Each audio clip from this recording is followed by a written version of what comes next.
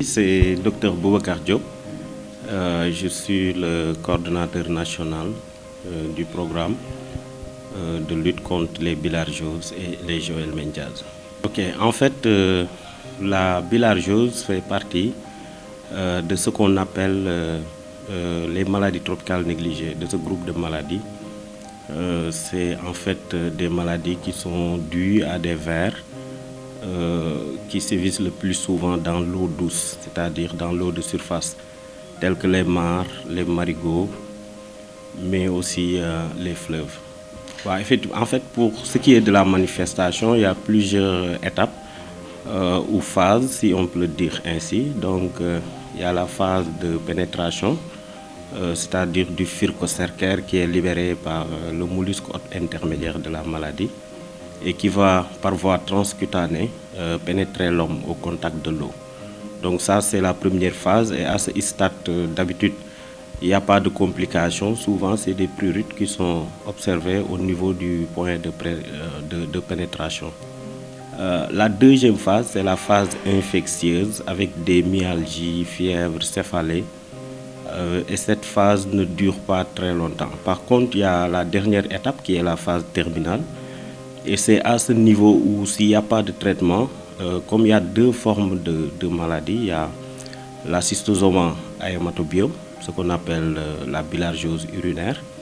Et pour ce qui est de cette maladie, en fait, les complications que l'on peut observer ou les signes, c'est souvent l'hématurie lors de la miction. Donc c'est la présence de sang dans les urines pour ce qui est de cette forme. Mais pour l'autre forme, qui est la schistosoma mannsonii ou bilharziose intestinale, c'est souvent des selles glérosanguinolentes qui sont observées chez les enfants le plus souvent. Oui, effectivement, c'est une maladie où on ne peut pas dire directement, comme toutes les autres maladies. En fait, si il n'y a pas de prise en charge précoce, la maladie peut évoluer vers des complications telles que l'insuffisance rénale et également d'autres complications qui peuvent entraîner la perte également du patient. Ok, par rapport au niveau national, au Sénégal, comme vous le savez, il y a 79 districts sanitaires. Sur les 79, les 63 sont touchés par cette maladie. Donc pour les 63, il y a une répartition inégale au niveau national. Donc presque toutes les régions sont touchées par cette maladie, les 14 régions.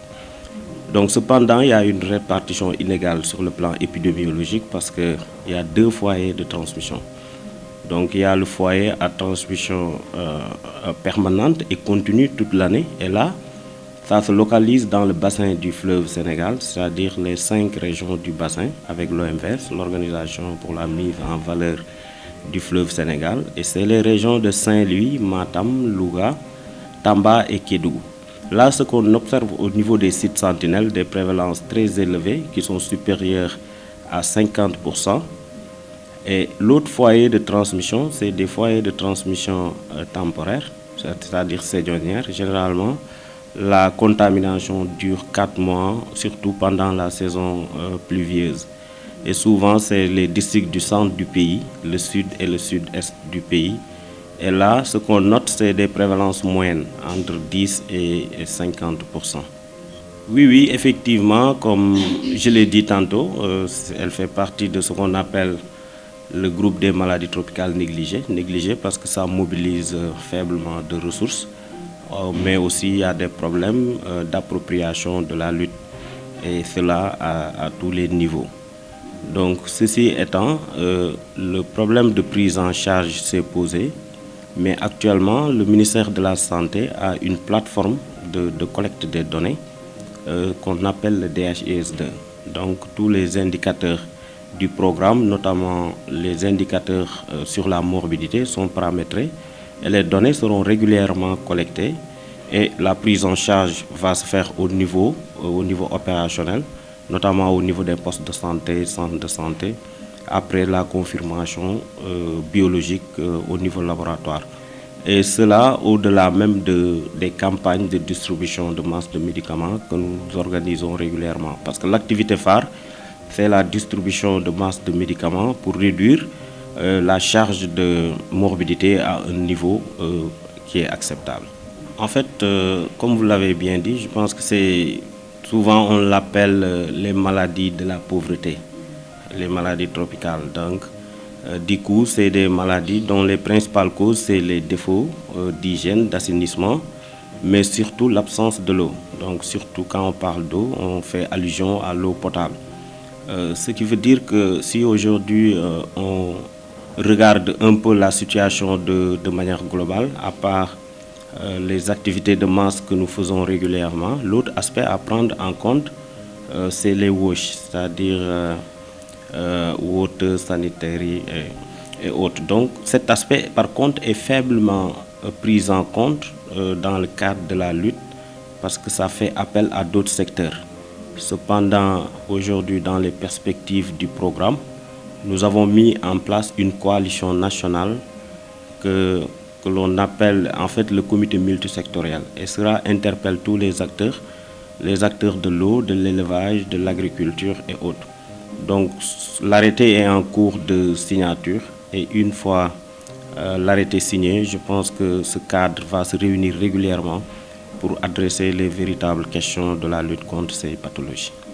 Oui, effectivement, c'est possible parce qu'aujourd'hui, le travail qu'on a fait, c'est-à-dire de cartographier d'abord les zones où on rencontre la maladie. D'abord, c'était la première étape. Et je pense que la deuxième étape sera de définir en fonction des résultats qu'on va observer les objectifs. Entre 2016 et 2020, l'objectif pour le programme était le contrôle, c'est-à-dire la réduction de la charge de morbidité à un niveau acceptable. Et pour 2020-2025, l'objectif sera scindé en deux. Donc, comme je l'ai expliqué tantôt, pour les zones de transmission permanente et continue, l'objectif probablement sera le contrôle parce que sur le plan écologique, environnemental, sur le plan aussi des attitudes et comportements des populations, beaucoup de choses n'ont pas changé. Donc c'est une transmission permanente, 24 heures sur 24. Donc les enfants sont traités une fois, 2-3 jours après la campagne, ils sont tous réinfestés. Pour cette zone, l'objectif sera probablement le contrôle d'ici 2030.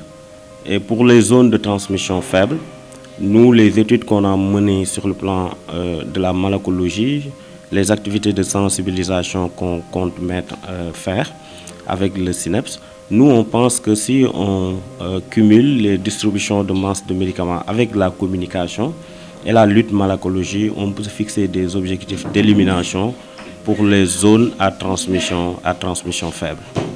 Oui, sinon vous remercier et vous dire qu'en fait la lutte contre ces maladies va au-delà de la santé et que avec les nouvelles orientations stratégiques du programme, nous pensons que les objectifs d'élimination, de contrôle et d'éradication seront atteints pour toutes les maladies tropicales négligées. Merci beaucoup.